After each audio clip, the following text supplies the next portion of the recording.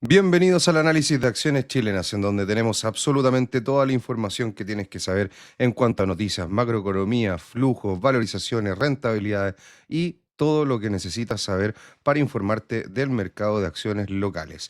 Vamos de inmediato a la presentación, que tenemos muchas cosas y el IPSA. La semana pasada tuvo una muy buena semana, muy buen término de semana. Esta semana parte un poco débil el día lunes y martes, pero sigue arriba de los 11.100 puntos, por lo tanto, hasta ahora todavía sigue en un nivel bastante atractivo.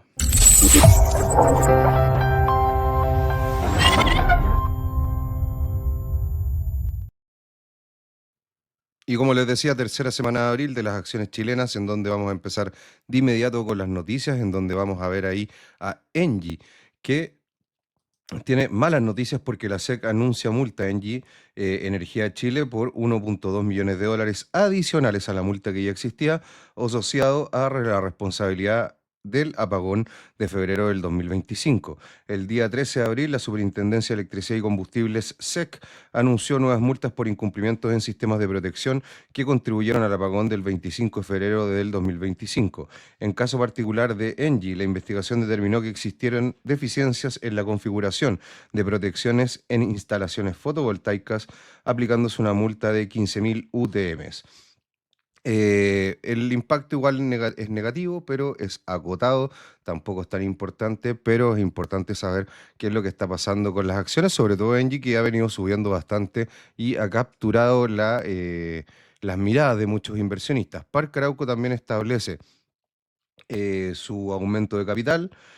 Eh, en el marco del aumento de capital, los accionistas actuales tendrán derecho a suscripción preferente equivalente a 0,0838 nuevas acciones por cada acción que ya tengan inscrita. O sea, si yo tengo una acción, tengo derecho a suscripción de 0,0838 acciones. Por lo tanto, ahí habría que tener un mínimo para poder suscribir a una acción en este aumento de capital de Parque Arauco.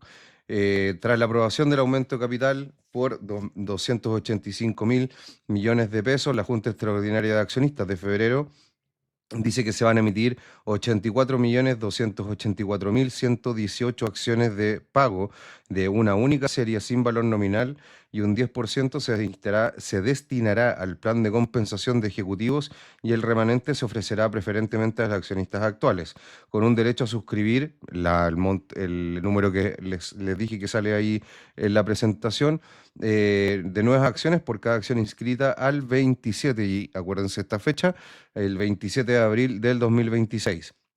El periodo se va a extender hasta el desde el 4 de mayo hasta el 2 de junio, y las acciones no suscritas o fraccionarias serán colocadas conforme a la normativa aplicable. Eh, Más o menos el precio implícito del aumento de capital de cada acción, haciendo la matemática, digamos, con estos números, está más o menos en torno a los 3.381 pesos por acción, lo cual representa un descuento de un poco más de un 20% del precio actual. Por lo tanto, si se espera más o menos que los proyectos futuros podrían aportar un EBITDA incremental de 35 millones de dólares, un 10% del EBITDA proyectado para este año, no es, digamos, una mala suscripción este aumento de capital. Eh, Igualmente hay que ver cómo se van a financiar también el resto de nuevos proyectos, pero la verdad es que al parecer puede ser una buena oportunidad ahí en Parque Arauco. Otra cosa que es importante: en febrero los inventarios de comercio crecen un 4,8% año contra año, pero reflejan un menor crecimiento que las ventas, que aumentan un 5,1% año contra año, y esto muestra una estabilización del ratio que hay entre inventarios y ventas. Esto afecta mucho a las compañías que tienen que ver con retail, en donde obviamente que si aumentan sus inventarios más rápido que sus ventas, esto les produce mayores costos, y también se empieza a ver una menor velocidad en el comercio. Por lo tanto, este número es bastante positivo, sobre todo para las empresas de retail, que sabemos que son bien importantes en bolsa. El índice de inventarios de comercio crece por debajo de las ventas de comercio en febrero por primera vez desde enero del 2025, por lo tanto lleva aún más de un año ya que esto no sucedía. Según los datos del INE, en los índices de inventarios del comercio, la visión 47 del segundo COM y el de supermercados, el 2 registraron crecimientos del 4,8% año contra año y un 1,1% respectivamente en febrero. Por lo tanto, si uno ve de nuevo, como les digo, las ventas contra los inventarios, para no estacionarme más en esta diapositiva, está bastante bueno. Y ahora vamos un poco a la macroeconomía, en donde esta semana tenemos el día 24, si no me equivoco es el día viernes. eh, Tenemos datos de IPP o índice de precios al productor, mientras que ya la próxima semana, el día 28 de abril, sí, el día 24 es el día viernes, mientras que la próxima semana vamos a tener tasa de política monetaria, decisión de política de la tasa de política del Banco Central. Muy probablemente no hayan cambios, va a ser importante ahí un poco lo que nos dicen, pero el último IPOM fue hace poco, así que no creo que haya muchas novedades, sobre todo viendo que hay indicios que se puede acabar el conflicto que hay hoy en día entre Estados Unidos e Irán, pero por ahora no está todo esto sellado. De hecho, hemos visto bastante volatilidad estos últimos días por estas mismas razones. Otra cosa importante es la tasa de desempleo. El 29 de abril, recordemos que está sobre el 8% y está bastante alta, por lo tanto es importante que esto vaya mejorando. También tenemos producción de cobre, que nos ha sido positiva. Después vamos a tener ahí un indicio más importante de lo que son las exportaciones, producción industrial, también producción manufacturera, no aparece ahí, pero también el mismo día 30 de abril. Y las ventas retail que tienen mucho que ver con lo que estábamos hablando antes y tienen mucho que ver también con empresas como Falabella, como Ripley, Cencosud, SMU, etcétera. Acá vemos un poco las exportaciones, en donde acá vemos el 2026, cómo está en la parte superior del promedio de los últimos 5 años, que es esa parte sombreada gris, en donde vemos que las exportaciones están siendo muy positivas este año y esperemos que sea un viento de cola a futuro, ya que obviamente que es un impulsor a la economía local. No podemos solamente impulsar la economía con demanda interna, como viene siendo los últimos meses, según los CIMASEC, como lo hemos visto acá en el canal bastantes veces. Así que no se pierdan el video de los lunes. Hoy día salió martes, pero generalmente va los lunes. Tuve un problema con el computador. De hecho, les aprovecho comentar, estoy haciendo la primera grabación en 4K porque justamente tuve un tema con el computador. Estoy probando el software que ocupo para grabar algunas mejoras, así que vamos a ver qué tal aparece esto en 4K alta definición. Si vemos acá un poco las exportaciones por categoría, me voy a apoyar acá un poco en la presentación.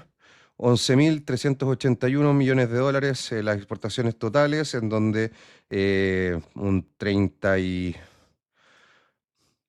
más o menos un 30% es minería, el resto es otras exportaciones. Dentro de la minería vemos que la mayor cantidad son concentrados de cobre, después viene cobre refinado y después otros. Vamos ahí después a indagar en cada uno de esos y también vemos la parte forestal, productos del mar y también la parte de frutas, que es también muy importante si empezamos a desglosar un poco cuáles son las exportaciones principales del país. Acá vemos la comparativa trimestral, un 26% crecimiento año contra año, la minería crece año contra año, un 40% aproximadamente, la parte forestal cae un 16%, ojo ahí CMPC y Copec, y la parte de salmones un 8,3%, que son empresas un poco más para las que van a salmones como Camanchaca, Blumar, etcétera. Si vemos acá un poco en las exportaciones, ahí, perdón, la parte minera está alrededor de más o menos un 67%, otros un 20%, productos del mar un 7,5%, productos forestales un 4,1% y vinos un 1% más o menos aproximadamente en cuanto a las proporciones de lo que son las exportaciones. El motor principal del ecosistema, como pueden ver ahí, es el cobre, en donde los concentrados y los refinados de cobre son lo más importante. Eso sí, los precios han subido bastante, mientras que el volumen y la producción de cobre no ha sido tan importante, por lo tanto, Acá se ha compensado este doble efecto de mayores precios con una producción un poco estancada que tenemos en Chile. Hace ya más o menos como 10 años que Chile no produce mucho más cobre.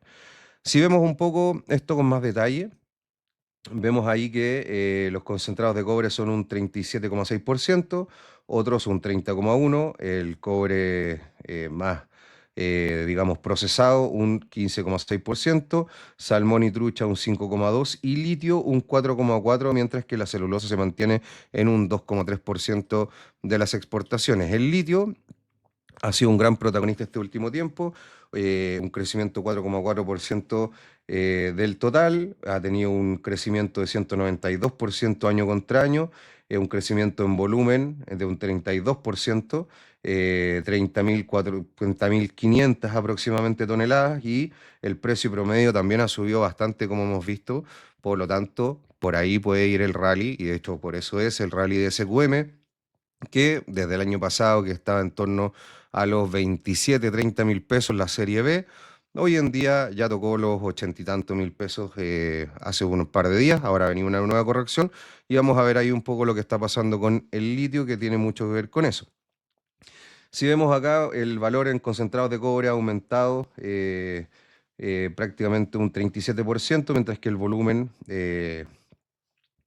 se ha mantenido constante, y este valor, o que son básicamente los ingresos, se ha dado más por el precio. Si podemos ver acá, por ejemplo, en volúmenes, el cobre refinado ha disminuido, el yodo también ha disminuido, el hierro ha disminuido y la celulosa ha disminuido, mientras que salmón y trucha ha aumentado, madera también, papel y cartón también, el vino embotellado ha caído. Esto en volúmenes.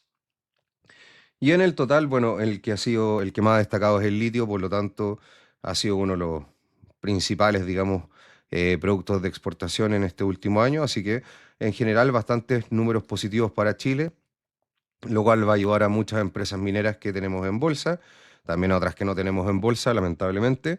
Pero vamos a tener mucho ojo ahí con lo que está pasando con las nuevas leyes, etcétera, que se pueden hacer, que obviamente pueden empezar a afectar en eso. Pero ahora pasamos a otro tema macroeconómico también, la parte de inflación. Podemos ver acá que el 31 de marzo, esta línea roja punteada, eran las compensaciones inflacionarias, o sea, básicamente lo que cree el mercado que va a ser la inflación, digamos, a final de año. Y podemos ver que acá ya el 14 de abril vemos que esta compensación inflacionaria, o estos instrumentos derivados de compensación inflacionaria, han venido cayendo. Igualmente están altos dentro de lo que venía estando las proyecciones hace un tiempo atrás, pues, por el shock en los precios del combustible o de la energía. Pero igualmente acá podemos ver que ha venido disminuyendo con respecto a lo que era hace un par de días atrás, digamos 15 días, 2 semanas atrás. Por lo tanto, eso es bastante positivo y tiene que ver con, uno, menores precios del dólar. Por lo tanto, como nosotros compramos en dólares, al final termina siendo más barato en pesos. Y también por lo mismo que también ha corregido el precio del combustible, del Brent, del WTI, todos sus derivados también, que utilizamos más, digamos, las personas.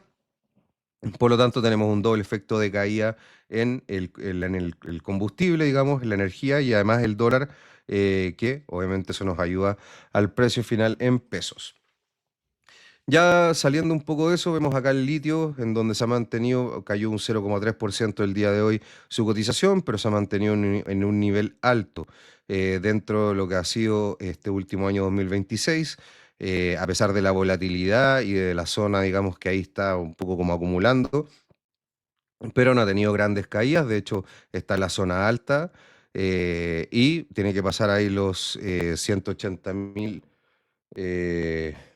180.000 yuanes la tonelada para que pueda seguir avanzando hacia arriba, pero la verdad es que ha tenido un comportamiento a nivel un poquito más no diario, sino que visto en el mediano plazo bastante positivo. El litio ya subió bastante de los mínimos del año pasado. Vemos los futuros, cayeron un 2,83% el día de ayer, pero también siguen estando acá en una parte alta, al igual que el precio spot. Por lo tanto, eso es positivo, ya que por ahora tampoco los futuros del litio estén indicando que vamos a tener caídas importantes más adelante, sino que siguen una zona alta, pero todavía sin poder seguir avanzando hacia arriba. Eso sí, mucho ojo que los precios del litio de repente empiezan a repuntar y suben de forma bastante agresiva o violenta. Acá un poco la celulosa, en la cual aumentó un 0,78% el día de hoy. Ahí podemos ver cómo sube de ese mínimo prácticamente ahí eh, en los 5.000 yuanes. Por lo tanto, eh, es positivo, viene con digamos, de largo plazo viene, digamos, con una tendencia un poco negativa la celulosa, pero esta sí empieza a repuntar. Empresas como CMPC, Copec también van a andar bastante bien, pero sobre todo CMPC, que tiene más exposición a la celulosa. Copec, recordemos que también tiene exposición a otro tipo de negocio, un holding muy importante. Bueno, de hecho la gran mayoría lo conoce más como una bencinera que a lo mejor como un negocio de celulosa, pero claro, dueño de algunas mineras, de Arauco, Abastible, un montón de empresas ahí, un holding bien interesante. Pueden ver los resultados en donde obviamente ahí se detalla un poco más la empresa a nivel más fundamental. El hierro cae un 0,32% el día de hoy, pero la verdad es que sigue ahí en una lateralización. Eso sí, con bastante más volatilidad de lo que venía trayendo a finales, la segunda mitad, digamos, del año pasado, en donde se pegó esa subida prácticamente de los 700 a los 800, más o menos, que está en torno a eso. Así que en general no es nada negativo esto para el hierro.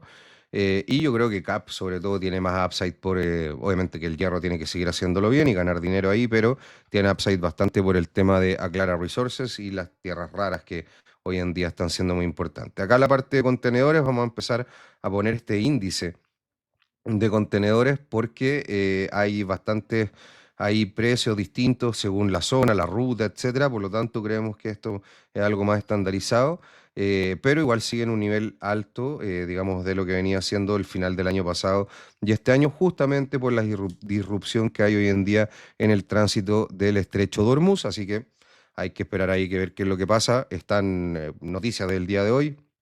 Justamente ahí Donald Trump extendió el cese al fuego hasta que lleguen a algún acuerdo Estados Unidos con Irán. Se va a ir JD Vance a negociar a Pakistán, entiendo, con la cúpula iraní, que obviamente está bien debilitada porque han muerto varios de los cabecillas del régimen. Por lo tanto, eh, tienen ahí que negociar con gente que está, digamos, recién tomando el poder y cómo va a ser la sucesión de poder y todo el tema. Así que obviamente van a tener ahí conversaciones para largo. Lo importante es que hay un cese al fuego y vamos a ver cómo esto va afectando a los precios del petróleo en los próximos días.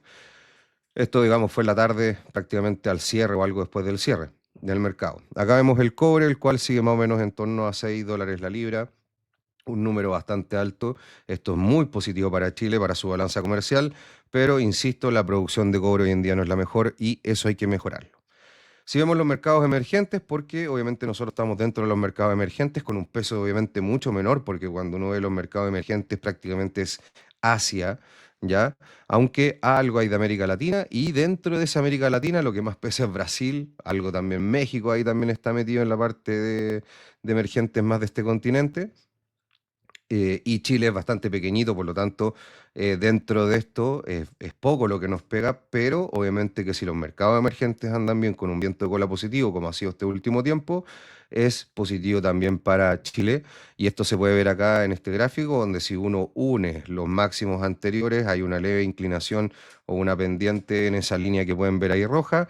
Esa se perdió en un momento, pero rápidamente reacciona y ahora está yendo a atacar los máximos anteriores, el índice o este ETF de Emerging Markets, así que en general es positivo para los mercados emergentes. Si acá vemos el dólar, acá hay una tendencia de 14 años que se ha mantenido, de hecho ha estado entre esa línea de tendencia y en los 100 puntos por arriba, formando algo así como un banderín o un triángulo, y se ha mantenido en esa zona y vamos a ver hacia dónde hace la ruptura.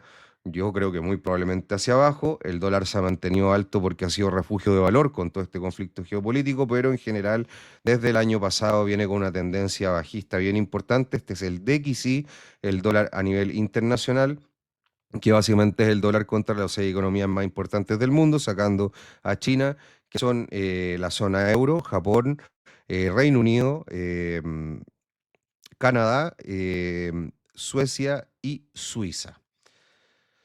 Si vemos un poquito más en detalle acá el DXY, podemos ver que había una línea de tendencia alcista de corto plazo después de ese mínimo que marcó cuando estaba perdiendo esta línea de tendencia alcista de 14 años que está ahí en punteado. Se puede ver acá como también está en punteado en rojo en el gráfico. Después de eso tuvo un rebote, empezó a hacer esta línea de tendencia alcista que está marcada ahí también con rojo, en donde llega a esos 100 puntos, lo supera, pero no con una claridad muy importante.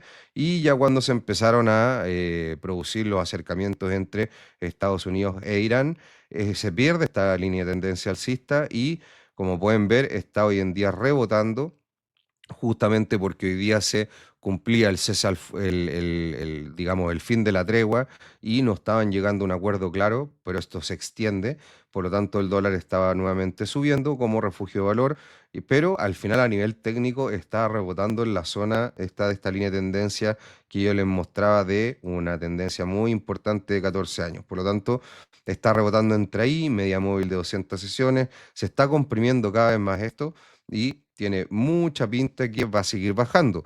Si el dólar de XY baja, esto va a ser un impulso para los mercados emergentes y también va a ser un impulso para la bolsa chilena. Hay que ver ahí cómo están los flujos, hay que ver una serie de cosas, pero en general, a nivel macroeconómico, estos son impulsos bien importantes. Cuando empezó el conflicto, vemos acá que este es el dólar peso acá en Chile, sube el precio del dólar de forma muy agresiva. Después de eso, cuando empiezan los primeros acuerdos, cae también de forma muy violenta y ahora vuelve a subir por justamente es- este miedo, este temor a incertidumbre que había por que se vencía este periodo, digamos, de negociaciones, pero como vimos ya se extiende y yo lo he dicho en bastantes veces, Estados Unidos, y sobre todo Donald Trump, más que Estados Unidos, no tiene mucho incentivo a seguir con este tema porque vienen las elecciones de medio término y ahí va a tener problemas políticos serios si es que no soluciona este tema y sigue siendo un dolor de cabeza para Estados Unidos. Cambiando un poco a Chile, podemos ver ahí cómo se venía dando ese canal, el de abajito, alcista a nivel técnico con velas mensuales, pero se hizo la ruptura el año pasado, generándose otro canal alcista mucho más amplio, lo cual ha permitido subir de forma importante.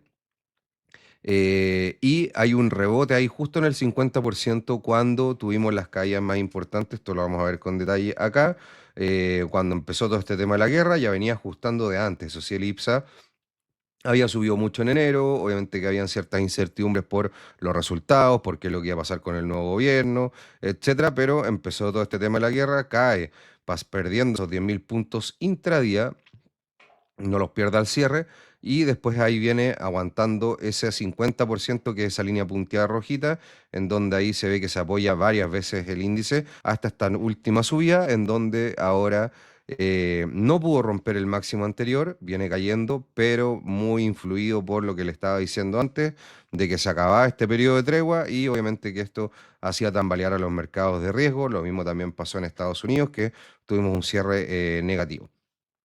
Si vemos el retorno semanal digamos, hasta el viernes pasado, en dólares, el IPSA fue la bolsa que tuvo mejor rentabilidad, con un 5,2%, todo esto en dólares. Asia emergente tuvo una subida de un 4,3%, Estados Unidos un 3,4%, en donde simplemente para mencionar, rompió sus máximos anteriores, los 7.000 y algo puntos, superó los 7.100 puntos, así que ahí tuvo muy buen desempeño, 3,4% en dólares de Estados Unidos, el mundo subió un 2,8% en dólares, en donde si podemos ver todas las bolsas subieron, mostrando una clara tendencia hacia un ambiente más risk on o de mayor apetito por riesgo, ya de menor aversión al riesgo, dicho de otra forma. Cuando obviamente empieza a recrudecerse este tema de la guerra, empieza a haber mayor aversión al riesgo o menor apetito, y obviamente que ahí las bolsas tienden a rentar negativo porque son activos de riesgo y obviamente que se ajustan rápidamente al alza o a la baja con este tipo de impactos. Japón rentó un 1,7%, desarrollados un 1,2%, Europa sin Reino Unido un 0,9%, Reino Unido un 0,3% y Latam apenas un 0,1%, por lo tanto el IPSA o Chile le saca bastante diferencia ahí a lo que es el resto de Latinoamérica.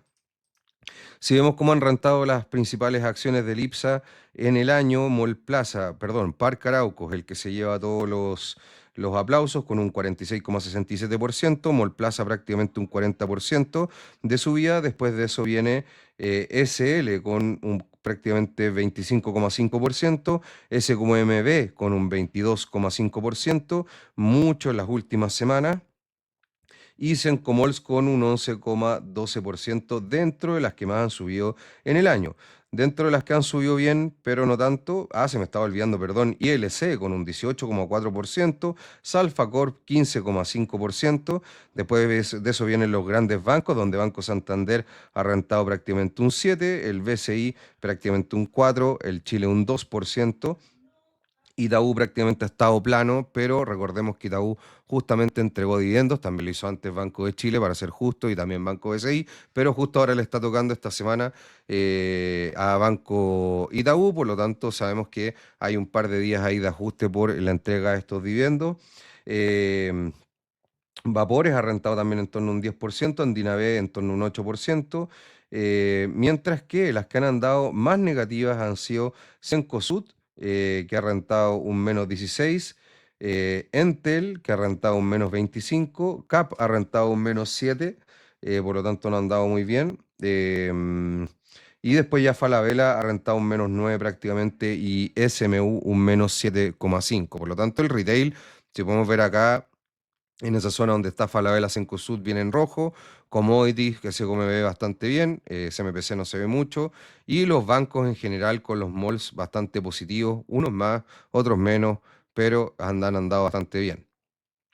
Si vemos un poco la última semana, esta es la visión semanal, Mallplaza, ILC son las que han andado mejor, ILC con un 6,15%, Mallplaza prácticamente un 6%, Salfa Corp un 6,5% también bastante bien, Sencomol 6,3%, si podemos ver ahí Itaú prácticamente cayendo un 6%, muy en línea con el dividendo que está entregando.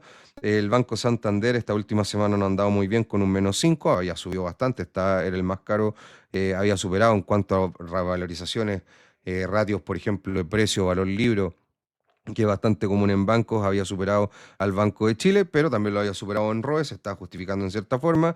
Banco de Chile sube un 2,2% en la última semana, Andina B un 2,5%, SL un 1,5%, por lo tanto, en general, una semana bastante buena. Otras que cayeron bastante en la última semana, Cencosud prácticamente un 7%, CCU prácticamente un 5%, Entel un 11%, donde son las que más han caído. Falabella también casi un 3% de caída en la última semana. Si vemos un poco indicadores técnicos, el RSI, las tres que están con mayor RSI, a pesar de que esto hay que revisarlo ya con el cierre de hoy, SL, Oro Blanco y Parque Arauco serían las tres que están con un RSI mayor a 70. Como les digo, esto hay que revisarlo, pero no creo que hayan ajustado mucho con el día de hoy. A lo mejor quedaron un poco al límite. El resto está dentro de la banda entre 70 y 30. Recordemos que el RSI, un indicador técnico de fuerza relativa, que no voy a explicar qué es lo que es el RSI acá, si les interesa podría hacer un video al respecto, pero mientras estén en un nivel bajo 70, digamos, no están en niveles de sobrecompra. Si están sobre 70 estarían en niveles de sobrecompra, y si está bajo 30 estarían en niveles de sobreventa, y por ahora no hay ninguna, están todas ahí en la banda entre 70 y 30, un poquito más tiradito para el 70, eso sí, en cerca del 30 no hay prácticamente ninguna. Y ahora ya nos vamos un poco a los flujos. Esta parte va a ser muy entretenida, tenemos harto que contar acá. Las ventas cortas registran un aumento de un 12,6% en la semana, destacando el aumento de 12.000 millones de pesos en Mallplaza, de 7.500 millones de pesos en Itaú y de 6.500 millones de pesos en SQMB. Aumentan las ventas cortas prácticamente en todas las acciones, en Colbún, Sencomols, en el Chile, Copec, Mallplaza, en CMPC, en Vapores, aumentan en Cencosud, aumentan en Enelam, en Itaú, en BCI y en SQMB. No hay ninguna donde disminuyen, por lo tanto, visto desde esta perspectiva, bastante negativo, están los inversionistas y creen que a lo mejor la bolsa va a seguir cayendo.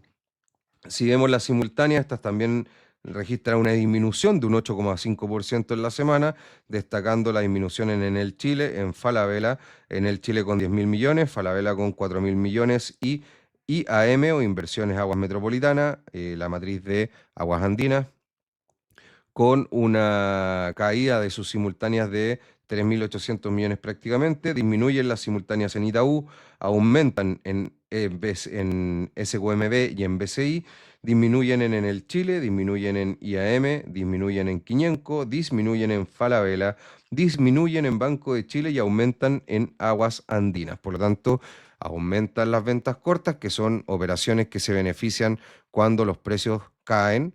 Disminuyen las simultáneas, que son operaciones que se benefician cuando los precios suben. Estas generalmente ambas dos, de hecho las simultáneas sí o sí, pero generalmente ambas dos se utilizan con apalancamiento. Por lo tanto, son operaciones que nos dan un poco cuál es el sentimiento que va a tener los inversores hacia distintas acciones y al mercado un poquito en general.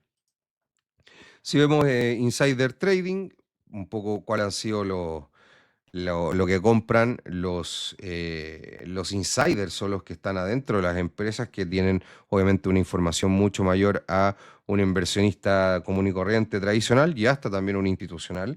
En la semana se observan ventas netas en SQM realizadas por la Sociedad de Inversiones Oro Blanco. Esta es la controlada por Julio Ponce Lerú. Y también en Salfacor por Inversiones Quillay S.p.A., que es del gerente general. Además, hubo compras netas en Molimet, asociadas a ejecutivos y accionistas minoritarios, y en AEX, compras por Juan Errázuriz, el gerente general. Por lo tanto, Molimet en AEX Minería.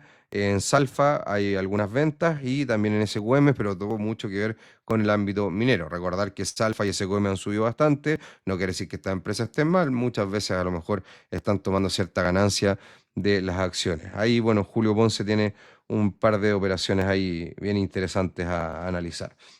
En cuanto a la creación, destrucción de cuotas del ETF SH, que es el ETF con el cual los inversores internacionales invierten en Chile en dólares, no se registra una variación en las cuotas del ETF chileno por porcentaje de la UM. En cambio, no se acumula una creación de cuotas en lo que va del año, por lo tanto estamos planos, y en los últimos 12 meses se observa una creación de cuotas del 26%, y esto obviamente que es positivo porque nos va dando un poco el termómetro de el apetito que tienen los inversores internacionales por invertir en Chile, que muy probablemente lo van a hacer a través del ETF SH, como a lo mejor en Brasil lo hacen por el EWZ, y así sucesivamente, ya que es mucho más eficiente, fácil, y lo hacen en dólares, como son la mayoría de carteras globales internacionales.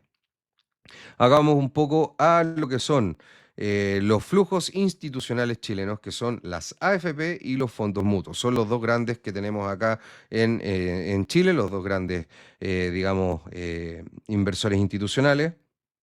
Y hay una ruptura importante ahora en marzo entre las AFP y los fondos mutuos. Recordemos que las AFP no tienen las limitaciones que tienen los fondos mutuos, y esto es muy importante para ver un poco cómo es el sentimiento y cómo es el comportamiento de los inversores. Yo, por ejemplo, que administro inversiones, puedo verlo también, que muchos cuando ven caídas se asustan, cuando debería ser un poco lo contrario, y tratan de vender cuando no corresponde.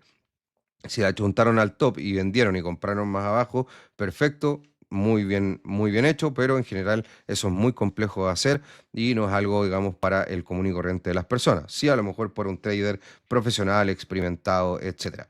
Si vemos acá, los fondos de pensiones tienen compras netas por 31,6 millones de dólares, mientras que los fondos mutuos tienen ventas por 175 millones de dólares. ¿Por qué digo esto? Y es importante.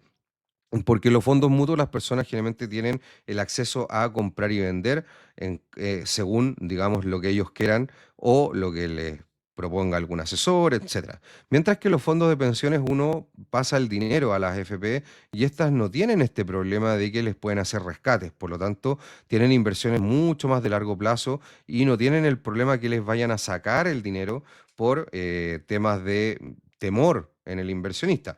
Perfectamente pueden perder dinero por retiros de fondos de pensiones, por muchas jubilaciones, etcétera, pero no les van a ir a sacar la plata por miedo, como pasa generalmente en los fondos mutuos. Y como pueden ver, cuando hubieron caídas importantes en el mes de marzo, los fondos de AFP compraron y los fondos mutuos vendieron.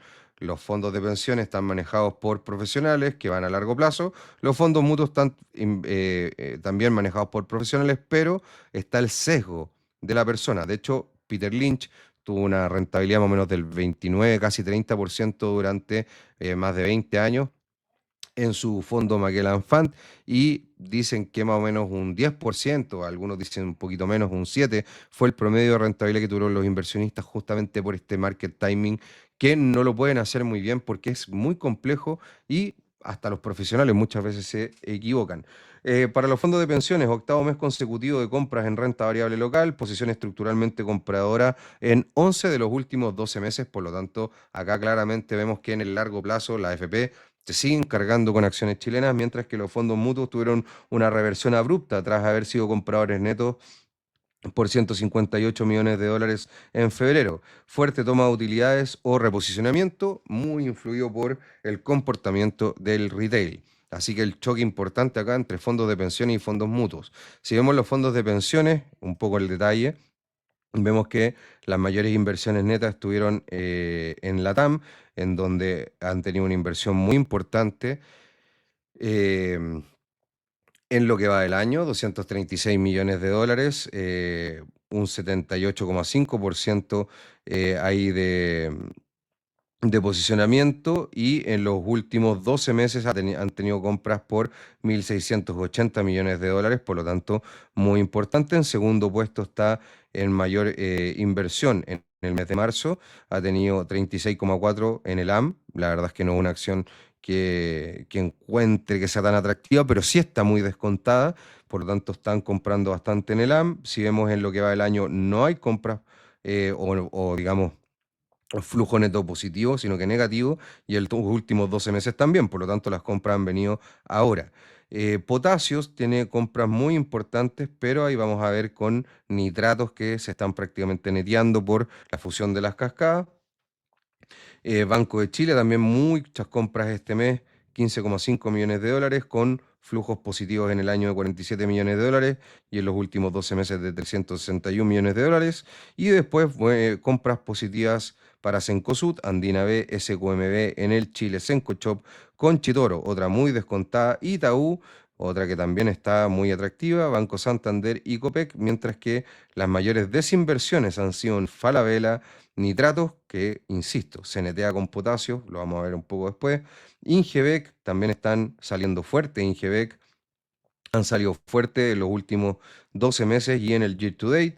En Colbún, en Entel, en Salfa están saliendo, pero esto ha sido más en el último año. En los últimos 12 meses ha tenido flujo positivo y ahí está el resto para abajo. Están saliendo en Ripley, Camanchaca, Multiex, Besalco, Forus, Indisa y Embonor B.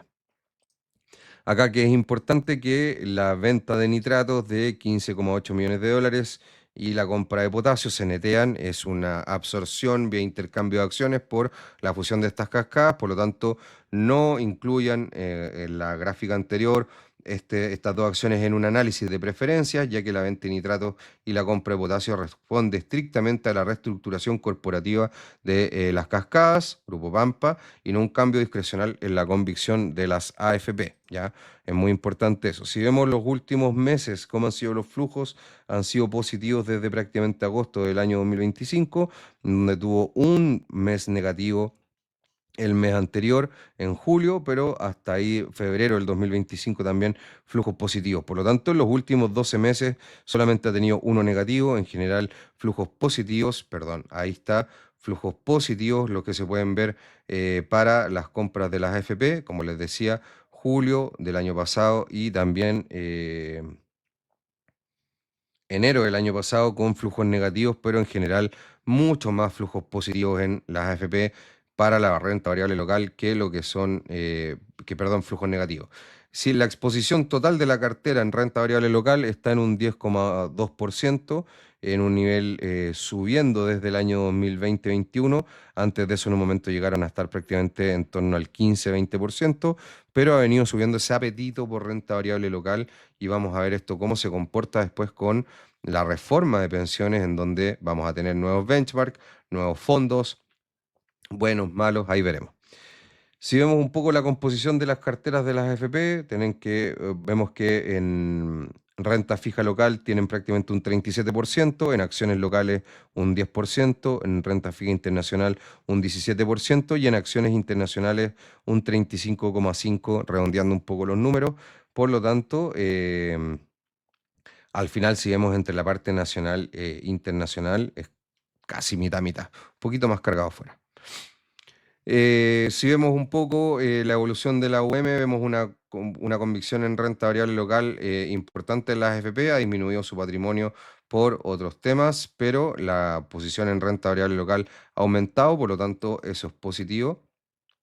Y acá vemos un poco ya para ir cerrando las AFP, cuáles son las principales posiciones en el portafolio, no los flujos que han tenido en este mes, sino que en la tenencia total, en donde la principal tenencia es la TAM con un 12,9%, SQMB con un 13% también prácticamente, Mallplaza con un 9,6%, Cencosud un 7,4%, BCI un 7,2%, Santander 6,5%, Banco de Chile un 5,8%, si se fijan, Mallplaza, Cencosud, mucho banco, Latam SQM, Falabella un 4%, Cencochop un 4% también prácticamente, y Copec un 4%, y en estas 10 acumulan un 74% del peso de las acciones locales. Por lo tanto, un portafolio bien concentrado en estas 10 principales empresas que son, como les digo, prácticamente el 75% de la cartera. Después, en las próximas 20, donde vienen las segundas 10 acciones más que pesan más, pero con un peso máximo un 2,9, que es Parque Arauco, que es prácticamente un 3%, pero si sumamos ya estas 20 es un 90% de las acciones locales del portafolio. Por lo tanto, es una cartera, como les digo, bien concentrada. Después de eso viene Parque Arauco en el Chile, Colbún, Enelam, Aguas Andinas, CMPC, Itaú, SK, SL y SMU. Ahí en esas acciones, en esas 20, está de la parte de renta variable local el 90% prácticamente. Los fondos mutuos, en marzo los fondos mutuos registran ventas netas por 172,1 millones de dólares, el mayor registro desde el 2019. Vemos acá que Falabella, que hoy en mal eso ahí colocado, bueno, vamos a tener que corregirlo. Falabella fue la mayor inversión en los fondos mutuos, Parque Arauco la segunda, la tercera, ojo ahí, CAP, ya, muchos estaban ahí pensando mal con CAP, SL, Enel Chile, Vapores, SMU, Itaú, Oro Blanco, ILC, Salfacorp y AM, las principales inversiones, y estas no las pueden ver, les pido disculpas, pero SQMB, la mayor desinversión de los fondos mutuos, Banco Santander, Enelam, Latam, Banco de Chile, Cencosud, Mallplaza, BCI, Aguas Andinas, después CMPC, Ripley y Andina B. Por lo tanto, fuerte desinversión en estas acciones, como les mencionaba, de los fondos mutuos, y esto tiene que ver con la salida de muchos inversionistas retail. Como pueden ver acá, los fondos mutuos tienen salidas muy importantes en este último mes de marzo, 175 millones de dólares. Veníamos de eh, flujos positivos desde agosto del año 2025 y en julio del año pasado hubo una salida por 61 millones de dólares, pero no se puede ver una salida tan importante más o menos del año 2023. Por lo tanto, había habido una alta exposición a renta variable local por inversionistas que habían visto que el IPSA había subido mucho el año anterior, y cuando vieron las primeras caídas salieron y muchos salieron con pérdida. Así que a manejar la ansiedad y a ver bien cuál es su estrategia, si quieren ser traders o quieren ser inversores más de largo plazo. Si vemos en los últimos 12 meses, los flujos han sido positivos en general para los fondos mutuos.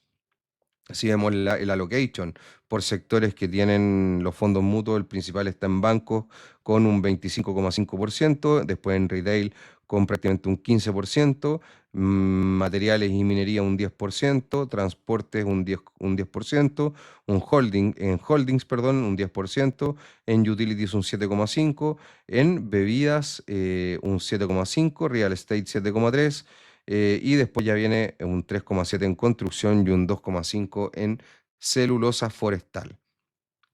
Y si vemos las 10, y con esto ya vamos casi cerrando, si vemos las 10 posiciones más importantes en las acciones de fondos mutuos, eh, sigue estando O sea, ahora en primer lugar está Banco Santander. El mes anterior, en febrero, estaba número 4 y en marzo estaba número 5 en las mayores posiciones de los fondos mutuos. Después en el segundo lugar está hoy en día BCI, que también pasa del quinto lugar al segundo. Después en el tercer lugar sigue SQMB, por lo tanto en los fondos mutuos, ¿qué es lo que más hay hoy en día? Santander, después BCI, después SQMB. En el cuarto lugar está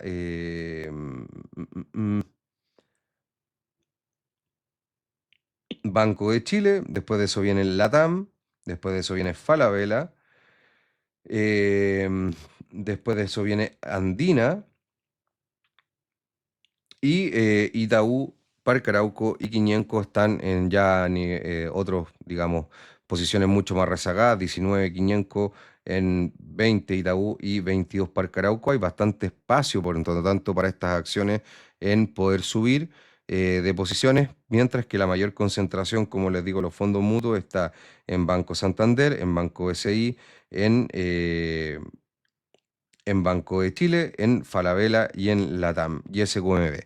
Ahí están las principales posiciones que hay hoy en día en todos los fondos mutuos. Y vemos acá un poco el detalle, ya para ir cerrando, de los fondos mutuos, en donde la mayor exposición que tienen igualmente hoy en día es LATAM, Falabella, SQMB, BCI, Santander, Banco de Chile, Andina B, Itaú, Parque Arauco y Quiñenco, pero ojo, estas 10 principales acciones representan del portafolio de acciones chilenas total un prácticamente 40%, 38,2%. Esto vimos que en las AFP que era mucho más alto. En las AFP la concentración que tenían era de un 74% en las 10 primeras posiciones, acá prácticamente es de un 40%, ¿ya? Por lo tanto, tienen un portafolio mucho más con convicción, las AFP, y mucho más a largo plazo, ya que los fondos mutuos tienen este tema de los retail, que tienen entradas y salidas mucho más, digamos, emocionales, poco, digamos, pensadas o poco, a lo mejor, más cegadas a una estrategia. Después de eso viene con muy poco peso SL, ILC, Molplaza, CCU, Cencosud, Copex, Alfacorp, Norte Grande, Ripley y Enel Chile. Por lo tanto, con esto tenemos un resumen de los principales actores a nivel, digamos, local, en cuanto son los fondos mutuos y la AFP. Así que muchas gracias por este video de acciones locales. Ojo ahí, activen el 4K. También denle like ahí y suscribir en caso que les guste este contenido. Ahí no lo puedo encontrar. Bueno, estoy acá probando un par de cosas nuevas. Eh, pero por favor, denle like, suscribir, sus comentarios y les doy las gracias por este video. Nos vemos hasta la próxima mañana. Chau, chau.